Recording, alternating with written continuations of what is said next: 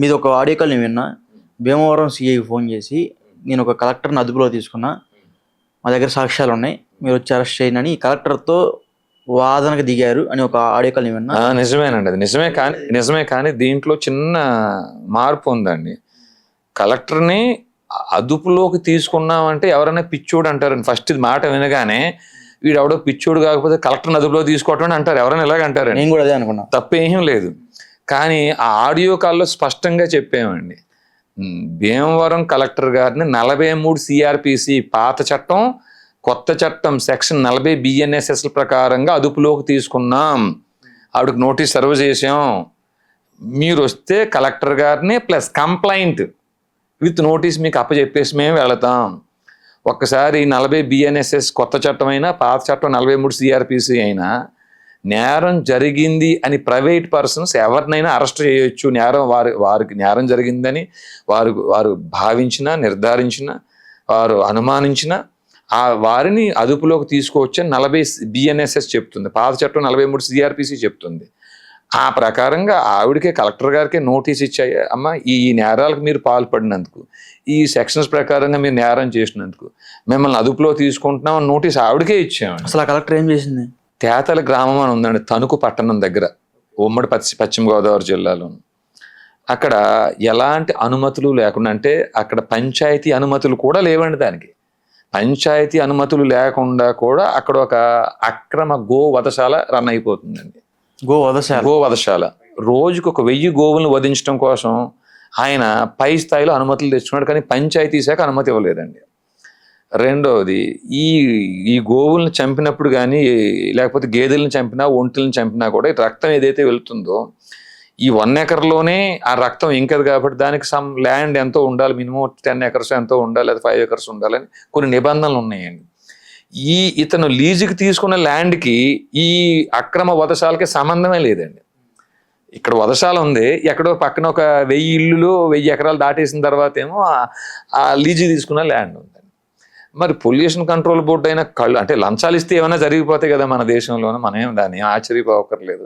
Okay, అన్ని norms ఉన్నాయని చెప్పేసి కళ్ళు మూసుకుని వాళ్ళు అనుమతులు ఇచ్చేసిన తర్వాత అక్కడ గోశాల శ్రీనివాస్ గారు అని ఆ పశ్చిమ గోదావరి జిల్లాలో ఉన్న ఆయన కాళ్ళకు చెప్పులు వేసుకోరండి, సుమారు కొన్ని వేల గోవుల్ని కాపాడిన చరిత్ర ఉందండి ఆయనకి. ఆయన కొండ్రెడ్డి శ్రీనివాస్ గారు అంటారు. ఆయన యొక్క ప్రోద్బలంతో, ఆయన యొక్క దాంతో అక్కడ పంచాయతీ శాఖ వారు అమ్మో దీంట్లో ఇంత ఇబ్బందులు ఉన్నాయని చెప్పేసి వారు అనుమతి ఇవ్వలేదండి. వారు పంచాయతీ శాఖ అనుమతే లేదు ఆపరేషన్స్ కానీ ఆ కన్స్ట్రక్షన్ కానీ. దాంట్లో 3 షెడ్లు ఉంటే 2 షెడ్లు అనుమతి ఉంది, ఒక దానికేమో అనుమతి లేదని హైకోర్టు స్టే ఇచ్చిందండి అప్పుడు. ఇట్లాంటి వాటిలో ఇంత యథేచ్ఛగా, అంటే ఇంకొకటి ఏంటంటే ఏ గోవునైనా ఏ గేదెనైనా మీరు వధించాలి అంటే అది ఫిట్ ఫర్ స్లాటర్ అని చెప్పేసి డాక్టర్ సర్టిఫికేట్ ఇవ్వాలండి. ఇట్లాంటి ఏమీ లేవు, యథేచ్ఛగా ఎక్కడో కొనటం అది లోపల తీసుకెళ్ళి కోసేయటం అండి. అట్లాంటి పరిస్థితుల్లో ఆ అక్రమ గో వధశాలను ఆనుకుని సుమారు 400-500 కుటుంబాలు ఉన్నాయి. కొంతమంది సర్దుకుపోవచ్చు ఆ వాసన తట్టుకోలేక, కొంతమంది ఆడపిల్లలు అయితే మరి రోడ్డు వచ్చి మేము ఇంట్లో ఉండలేకపోతున్నాం అని చెప్పేసి వాళ్ళ కళ్ళమట కంట నీరు కాదు రక్తమే వస్తుందండి. ఇట్లాంటి స్థితిలో మా దృష్టికి ఆ కేసు వచ్చినప్పుడు మేము అడిగాం, అమ్మ మీరు ఈ కంప్లైంట్ ఏమన్నా జిల్లా కలెక్టర్కి ఇచ్చారా, జిల్లా SP గారికి ఇచ్చారా అంటే, అయ్యా మేము అపోజిషన్ లీడర్స్ కలిసాం, అధికార పక్షం వారిని కలిసాం. ఎప్పటి నుంచి రన్ అవుతుందంటే మొన్న కూటమి ప్రభుత్వం అధికారంలో వచ్చినప్పటి నుంచి స్టార్ట్ అయిందటండి ఇది. సో అప్పటిదాకా కారుమూరి నాగేశ్వరరావు అనే వైసీపీ మంత్రి ఎవరైతే ఉన్నారో ఆయన దృష్టికి వచ్చిన తర్వాత ఎంత అక్రమంగా ఉండే ఫ్యాక్టరీ మేము ఎలా రన్ చేపిస్తామని ఆయన మూత ఏం చేపెట్టారటండి ఆయన. సో జస్ట్ ఇది మొన్న ప్రభుత్వం అధికారంలోకి రాగానే ఆ జిల్లా SP కూడా వారికి అనుకూలమైన వ్యక్తిని ఆ ఫ్యాక్టరీ యజమాని వేయించుకున్నాడని చెప్తున్నారండి వీళ్ళు. ఆ ఫ్యాక్టరీలో ఉండే ఎవరు ఏమంటే గుమస్తాలు కూడా హెలికాప్టర్స్ ఉన్నాయి వాళ్ళకి, అంత పెద్ద స్థాయి వాళ్ళు, అంత పెద్ద మాఫియా అది. వాళ్ళకి కావాల్సిన మంత్రులు నేర్పించుకున్నారు, వాళ్ళకి కావాల్సిన కలెక్టర్లు నేర్పించుకున్నారు, వాళ్ళకి కావాల్సిన SPలు నేర్పించుకున్నారు. ఇది వారి గొప్పతనం, ఇది వారి కెపాసిటీ అని చెప్పి చెప్తున్నారండి వీళ్ళ బాధితులు. సో ఎంత అనుమతులు లేకున్నా, పంచాయతీ శాఖ అనుమతి లేకుండా కూడా వాళ్ళు రన్ చేస్తున్నారు అంటే మాత్రం కలెక్టర్ దృష్టికి వెళ్ళిన తర్వాత కూడా రన్ చేస్తున్నారంటే జిల్లాకి హెడ్ కలెక్టరే కదండి. కాబట్టి ముందు ఆ కలెక్టర్దే తప్పు అని చెప్పేసి ఆ కలెక్టర్ గారికి వెళ్ళామా ఈ నేరాలన్నిటికీ మీరే కారకురాలు, ఇక ఇంతమంది బాధపడుతున్నారంటే మీరే కారకురాలు, మరి ఈ అనుమతి లేకుండా అంత పెద్ద ఫ్యాక్టరీ రన్ అయిపోతుందంటే మీ అబెట్మెంట్, మీ ప్రోత్సాహం లేకుండా వాళ్ళు ఎలా రన్ చేస్తారు? మీ దృష్టికి వచ్చిన తర్వాత కూడా మీరు దాన్ని పరిష్కరించాలంటే మీరు కూడా దీంట్లో అబెట్మెంట్ మీది కూడా ఉంది ప్రోత్సాహం. కాబట్టి 43 సిఆర్పిసి పాత చట్టం, సెక్షన్ 40 బిఎన్ఎస్ఎస్ కొత్త చట్టం ప్రకారంగా మిమ్మల్ని అదుపులో తీసుకుంటున్నామని నోటీస్ ఇచ్చి నా కింద నేనే సంతకం పెట్టి నా పేరు, నా ఫోన్ నెంబరు, నా అడ్రస్ అవన్నీ రాసి మరి ఆవిడకి నోటీస్ ఇచ్చానండి నేను.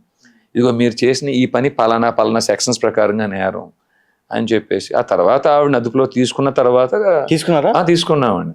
ఓకే, మీరు కాదు పోలీసులు? లేదండి, మేము అదుపులో తీసుకుని పోలీసులకి ఇంటిమేషన్ చేసాం.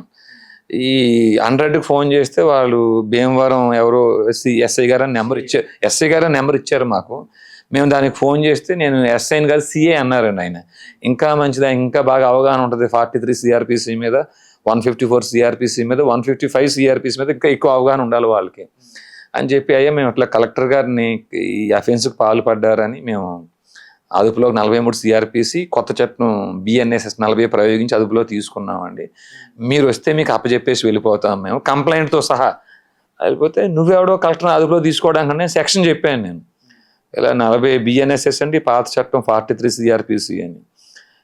మరి దాంతో కొంచెం వాదోపవాదాలు కూడా జరిగినప్పుడు అయ్యా 154 సిఆర్పిసి అఫెన్స్ కాగ్నైజబుల్ అయినా, 155 సిఆర్పిసి అఫెన్స్ నాన్ కాగ్నైజబుల్ అయినా మేము మీకు అప్పచెప్పడం వరకే మా బాధ్యత. ఒకవేళ మేము ఇచ్చిన కంప్లైంట్ తప్పుడు కంప్లైంట్ అయితే మా మీద కూడా చర్య తీసుకోవచ్చు. 193 మీరు ఐపీసీ వేసినా, లేకపోతే 340 సిఆర్పిసి రీడ్ విత్ 195 1B మా మీద వేసినా, మేము ఇచ్చిన కంప్లైంట్ తప్పుడు కంప్లైంట్ అయితే మా మీద కూడా చర్య తీసుకోవచ్చు. అని ఎప్పుడు ఇది మేము మొదట ఇచ్చిన కంప్లైంట్ తేలిన తర్వాత. ఆ కంప్లైంట్ సహజంగా ఏమిటంటే మనకండి, పేదవాడు చేస్తేనే నేరం, ధనవంతులు చేస్తే నేరం కాదండి. ఓకే, అట్లాంటి స్థితిలో మన వ్యవస్థ ఉంది. మీ దగ్గర డబ్బులు ఉన్నాయా, ఓ 10 కోట్లు మీరు ఖర్చు పెట్టగలరా, 10 మర్డర్లు 10 మానభంగాలు చేసిన నేరం కాదు. ఇది మన దుస్థితి. అట్లాంటి స్థితిలో కాబట్టి మరి సహజంగా కలెక్టర్ అనగానే ఆయన షాక్లకు గురయ్యి ఆ సిఐ గారు కూడా ఈ ఎవడో పిచ్చోడని అనుకున్నాడేమో, సెక్షన్స్ మడిచి అనే పదం వాడి నువ్వు అక్కడ ఉండి వస్తున్నాను అన్నాడండి ఆయన. మేము అక్కడే ఉన్నాము కానీ ఆయన మా ముందుకు రాకుండా వేరే ఎవరినో పంపించాడండి ఆయన. పంపిస్తే చెప్పాం, అయ్యా ఇది కంప్లైంట్, ఇదిగో మేము మీకు సంతకం పెట్టిస్తున్నాం, ఇదిగో ఆవిడ అదుపులో తీసుకున్నాడు, ఇక్కడే ఉన్నారు, మీకు అప్పచెప్పి వెళ్తున్నాం. కలెక్టర్ అని మాత్రం పెద్ద ప్రోటోకాల్ మర్యాదతో కేసుని విచారించొద్దు. ఒక సామాన్యులు కంప్లైంట్ వస్తే ఎలా మీరు విచారిస్తారో అలాగే విచారించండి.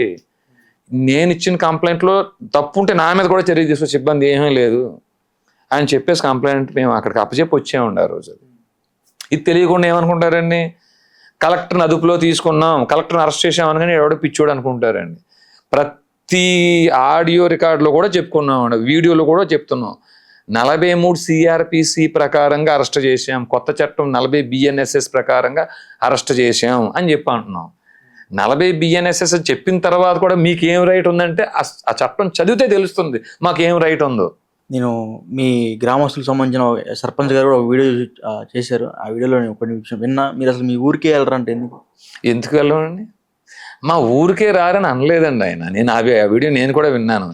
ఎప్పుడైనా వచ్చి వెళ్తుంటారు, పెద్దగా వచ్చి ఇక్కడ ఎవరితోనో మామయ్యకే కలవటం మేము తక్కువ. ఎప్పుడైనా నేను ఊరికి వెళ్తే కూడా వెళ్ళకి సంవత్సరం 1-2 సార్లు వెళ్తామండి. ఆ ఉన్న కాసేపు అమ్మ నాన్నతో టైం స్పెండ్ చేస్తాం. ఆ ఊరికి వెళ్ళి బయట ఎవరి దగ్గరకు తిరిగి అలవాటు లేదండి. అంతే, ఊరంతా వెళ్ళి కలిసి మీరు ఎలా ఉన్నారు, మేము ఎలా ఉన్నాం, ఈ అలవాటు తక్కువ అండి, చిన్నప్పటి నుంచి తక్కువ. అక్కడ వ్యవసాయం చేసే రోజుల్లో కూడా పొద్దున్న తెల్లవారకు ముందే లేవటం, ఆ గడ్డి కోసుకు రావటం, పశువులకి వేసేయటం, ఆ తెల్లవారే లోపలనే ఆ పశువులు మళ్ళీ కడిగేయటం, పాలు తీసి ఇంట్లో పెట్టి ఉండండి నేను. అంతే తప్ప ఎక్కువ చిన్నప్పుడు కూడా ఎక్కువ ఆటలు ఆడేసుకోవటం, తిరిగేయటం చాలా తక్కువ అండి. ఆ ప్రెసిడెంట్లు ఇద్దరు కూడా, పాత ప్రెసిడెంట్ గారు కొత్త ప్రెసిడెంట్ గారు కూడా తక్కువ అండి ఊరికి రావటం అన్నారు. అంతే అండి. ఊర్లో ఏదైనా వివాదాలు వచ్చి ఇబ్బంది జరిగినప్పుడు ఈ వీడియోల ద్వారా స్పందించారు, దాని ద్వారా కొంతమంది న్యాయం కూడా జరిగింది అని అన్నారు వాళ్ళు. అది ఊరికే రారని అనలేదు.